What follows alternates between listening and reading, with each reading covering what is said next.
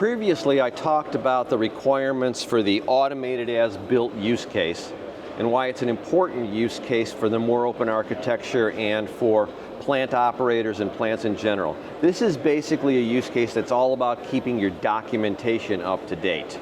And what we're demonstrating here today is what happens in an engineering system. In this case, it's a Siemens Comos engineering software that's been enabled with PADIM technology, and what happens when a valve is changed. So in this case, you can see we have the system believes there's a flow serve valve in place, and the flow serve valve is showing up is showing up in the device tree.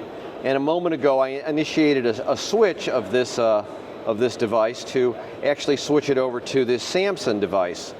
And the system threw up an alert that says, hey, there's a new device. And you can see the old device was FlowServe and the new manufacturer here is Samsung.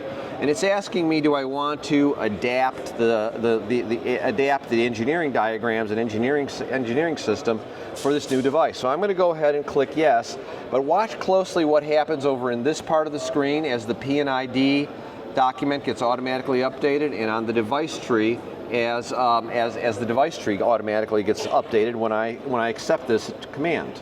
Okay. See, they changed. So it changed to updated to the Samsung Trovos 3730, and now you can see a little bit clearer here that the Samsung Trovos now appears on the P&ID diagram. All of the information associated with it that's been gathered from the PADIM is now part of the engineering database.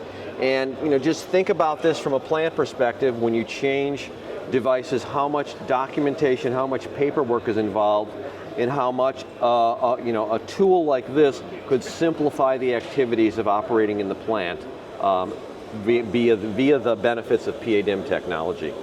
Okay, thank you.